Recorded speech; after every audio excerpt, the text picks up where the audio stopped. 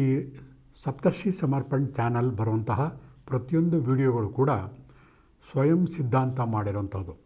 ನಾವು ಅದನ್ನು ಪ್ರಾಕ್ಟಿಕಲ್ಲಾಗಿ ಅಪ್ಲೈ ಮಾಡಿ ಅದರ ರಿಸಲ್ಟ್ಗಳನ್ನು ನೋಡಿ ಹೇಳ್ತಾ ಇದ್ದೀವಿ ವಿನಃ ಯಾವುದೋ ಪುಸ್ತಕಗಳನ್ನ ನೋಡಿ ಸುಮ್ಮನೆ ಪ್ರಸಾರವನ್ನು ಮಾಡ್ತಾ ಇಲ್ಲ. ಇವತ್ತು ಇನ್ನೊಂದು ವಿಷಯವನ್ನು ನಿಮ್ಮ ಜೊತೆ ಚರ್ಚೆ ಮಾಡ್ತೀನಿ. ಕಣ್ಣಿನ ತೊಂದರೆಗಳು. ಇಡೀ ಮನುಷ್ಯನ ದೇಹದಲ್ಲಿ ಶಿರಃಪ್ರಧಾನ ಅಂತ ಹೇಳ್ತೀವಿ, ತಲೆ ಮುಖ್ಯ ಅಂತ. ಆ ತಲೆಯಲ್ಲೂ ಕೂಡ ಕಣ್ಣು ಬಹುಪ್ರಧಾನ. ಎಲ್ಲದಕ್ಕೂ ಕೂಡ ಕಣ್ಣು ದೃಷ್ಟಿ ಇದ್ದರೆ ಮಾತ್ರ ಕಣ್ಣಿಂದ ನೋಡ್ತೀವಿ, ಕಣ್ಣಿಂದ ಗ್ರಹಿಸ್ತೀವಿ.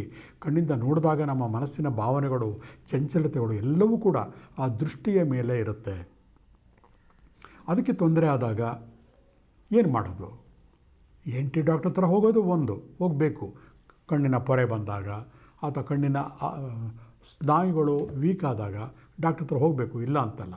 ಆದರೂ ಕೂಡ ಕೆಲವು ಸಂದರ್ಭದಲ್ಲಿ ಬಹಳ ಕಣ್ಣು ಸೂಕ್ಷ್ಮವಾಗಿರೋದ್ರಿಂದ ಮನೆಯಲ್ಲೇ ಕೆಲವೊಂದು ಮದ್ದುಗಳನ್ನು ಬಹಳ ಸುಲಭವಾಗಿ ಯಾವುದು ತೊಂದರೆ ಇಲ್ಲದ ಹಾಗೆ ಮಾಡಬಹುದು. ಸಾಮಾನ್ಯವಾಗಿ ಕಣ್ಣು ಏನು ತೊಂದರೆ ಬರುತ್ತೆ? ಕಣ್ಣಲ್ಲಿ ನೀರು ಸುರಿತಾ ಇರುತ್ತೆ, ಅಥವಾ ಕಣ್ಣು ಜಿಬರು ಕಟ್ಟುತ್ತೆ, ಅಥವಾ ಕಣ್ಣು ಡ್ರೈ ಆಗಿಬಿಟ್ಟು ರೆಡ್ ಆಗಿಬಿಟ್ಟು ಉರಿ ಆಗ್ತಾ ಇರುತ್ತೆ. ಸಾಮಾನ್ಯವಾಗಿ ನಾವು ಗಮನಿಸುವಂತಹ ತೊಂದರೆಗಳು. ಅಥವಾ ಬ್ಲರ್ ಆಗುತ್ತೆ.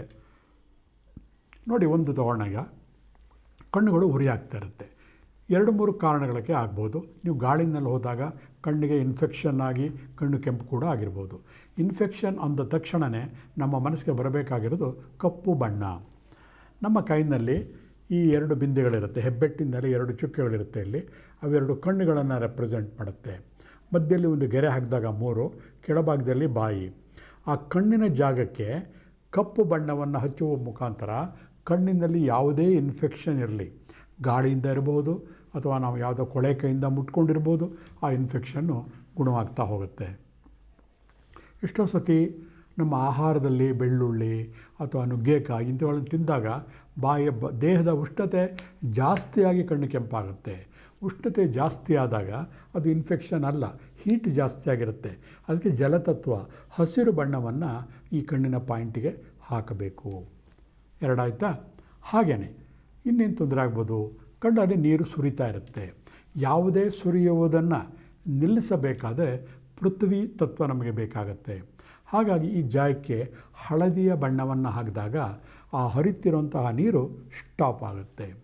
ಎಷ್ಟೋ ಸತಿ ಏನಾಗುತ್ತೆ ಅಂದರೆ, ಇಲ್ಲಿ ಸೈನಸ್ ಪಾಯಿಂಟ್ ಇರುತ್ತೆ.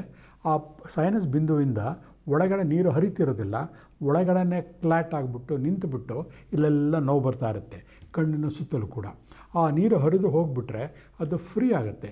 ಅಂತಹ ಸಂದರ್ಭದಲ್ಲಿ ಆ ಕಣ್ಣಿನ ಜಾಗಕ್ಕೆ ಕೇಸರಿಯ ಬಣ್ಣವನ್ನು ಹಾಕಿ. ನೋಡಿ, ಕೇವಲ ಬಣ್ಣಗಳಿಂದ ನಾವು ಎಷ್ಟು ಆಟ ಆಡಬಹುದು. ಕೇಸರಿ ಬಣ್ಣ ಇರ್ಬೋದು, ಕಪ್ಪು ಬಣ್ಣ ಇರಬಹುದು, ಯಾವುದೇ ಬಣ್ಣನ ನಮ್ಮ ದೇಹದ ಒಂದು ಪ್ರಕೃತಿಗೆ ಅನುಗುಣವಾಗಿ ಸೆಲೆಕ್ಟ್ ಮಾಡಿಕೊಂಡು ಜ್ಞಾಪಕ ಇಟ್ಕೊಂಡು ಹಾಕ್ಕೊಂಡಾಗ ಕಣ್ಣಿನ ತೊಂದರೆಗಳು ಕಡಿಮೆ ಆಗುತ್ತೆ. ಇತ್ತೀಚೆಗೆ ನಮ್ಮ ಕ್ಲಿನಿಕ್ಕಿಗೆ ಬಂದಂತಹ ಒಂದು 65 ವರ್ಷದ ಒಬ್ಬ ವೃದ್ಧ, ಕಣ್ಣಿಗೆ ಪೊರೆ ಬರೆದಿತ್ತು. ಅವರು ಹಳ್ಳಿಯವರಾದ್ದರಿಂದ ಅವ್ರಿಗೆ ಕನ್ನಡಕ ಅವೆಲ್ಲ ಹಾಕೋಕ್ಕೆ ಇಷ್ಟ ಇಲ್ಲ. ENT ಹತ್ರ ಹೋಗುವಂತಂದ್ರೆ ಹೋಗಲ್ಲ ಅಂತ ಹೇಳ್ತಾಯಿದ್ರು. ಅಂಥವ್ರಿಗಾಗಿ ಒಂದು ಭೋಜರಾಜ್ ಅಂತ ಅನ್ನೋರು ಬರೆದಂತಹ ಕಣ್ಣಿನ ಎಕ್ಸರ್ಸೈಸ್ ಒಂದಿದೆ.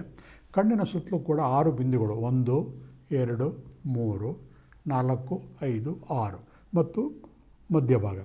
ಆ ಭಾಗಕ್ಕೆ ಮಸಾಜ್ ಮಾಡಬೇಕು.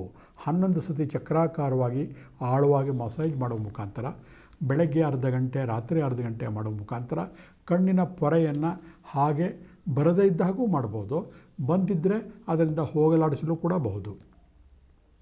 ಅದು ಒಂದು ಎಕ್ಸರ್ಸೈಸ್. ಬೇಡಪ್ಪ, ನನಗೆ ಅವೆಲ್ಲ ಮಾಡೋಕ್ಕೆ ಬರಲ್ಲ, ಒಂದು ದಿವಸ ಮಾಡ್ತೀನಿ ಮತ್ತೆ ಮಾಡೋಕ್ಕಾಗಲ್ಲ ಅಂತಂದರೆ, ನಿಮ್ಮ ಕಣ್ಣು 2 ಕಣ್ಣಿನ ಪಾಯಿಂಟ್ಗಳು ತೋರಿಸಿದ್ನಲ್ಲ, ಆ ಪಾಯಿಂಟ್ಗಳಿಗೆ 2 ಪೆಪ್ಪರ್ಗಳನ್ನು ಹಾಕಿ, ಅಂದರೆ ಕಾಳು ಮೆಣಸು ಇಟ್ಟುಬಿಟ್ಟು ಟೇಪ್ ಹಾಕಿದಾಗಲೂ ಕೂಡ ಕಣ್ಣಲ್ಲಿ ಅಸ್ಪಷ್ಟತೆ ಇದ್ದರೆ ಅದು ಸ್ಪಷ್ಟವಾಗುತ್ತೆ. ಇತ್ತೀಚಿನ ದಿನಗಳಲ್ಲಿ ಕಣ್ಣಿಗೆ ಬೇಕಾದಂತಹ ಕನ್ನಡಕಗಳು ಬಂದಿವೆ, ಆಮೇಲೆ ಇಂಜೆಕ್ಷನ್ಗಳು ಬಂದಿವೆ. ಸಾಮಾನ್ಯವಾಗಿ ನಿಮಗೆ ಅನುಭವ ಆಗಿರುತ್ತೆ, ಕಣ್ಣಿನ ಯಾವುದೇ ತೊಂದರೆ ಬಂದರೂ ಕೂಡ 3 ಇಂಜೆಕ್ಷನ್ಗಳು ಹೇಳ್ತಾರೆ. ಅದು 10,000ದಿಂದ 2-3 ಲಕ್ಷಗಳವರೆಗೆ ಕೂಡ ಆ ಇಂಜೆಕ್ಷನ್ನ ಬೆಲೆ ಇರುತ್ತೆ. ಅಷ್ಟು ಕೊಟ್ಟರೂ ಕೂಡ ಅವರು ಗ್ಯಾರಂಟಿ ಕೊಡಲ್ಲ. ನೋಡೋಣ, ಟ್ರೈ ಮಾಡ್ತೀವಿ, ನೋಡೋಣ ಅಂತ ಹೇಳ್ತಾರೆ. ಆವಾಗ ನಮಗೆ ಬೇಜಾರಾಗುತ್ತೆ, 2-3 ಲಕ್ಷ ಖರ್ಚು ಮಾಡಿ ಗ್ಯಾರಂಟಿ ಕೊಡಲ್ವಲ್ಲ ಅಂತ. ಆದರೆ ಈ ಪರ್ಯಾಯ ಚಿಕಿತ್ಸೆಯಲ್ಲಿ ಇನ್ಫೆಕ್ಷನ್ ಆದಾಗ ಬ್ಲ್ಯಾಕ್ ಕಲರು, ಕಣ್ಣುರಿ ಆದಾಗ ಹಸಿರು ಬಣ್ಣ, ಕಣ್ಣು ಸುರಿತಿರುವಾಗ ಹಳದಿ ಬಣ್ಣ, ಹಾಗೆ ಅದನ್ನು ಹೊರಗಡೆ ತೆಗಿಬೇಕು ಅಂತಂದರೆ ಕೇಸರಿ ಬಣ್ಣವನ್ನು ಹಾಕುವ ಮುಖಾಂತರ ಇಲ್ಲಿಗೆ ಕಣ್ಣಿನ ರಿಫ್ಲೆಕ್ಸ್ ಪಾಯಿಂಟಿಗೆ ಇಷ್ಟೋ ಕಣ್ಣಿನ ತೊಂದರೆಗಳನ್ನು ನಮಗೆ ನಾವೇ ಸರಿ ಮಾಡ್ಕೋಬೋದು ಬಂಧುಗಳೇ. ನಿಮಗೆ ಇಷ್ಟ ಆಯ್ತಲ್ವ ಈ ಒಂದು ಕಣ್ಣಿನ ತೊಂದರೆಗಳ ಬಗ್ಗೆ ಪರಿಹಾರ?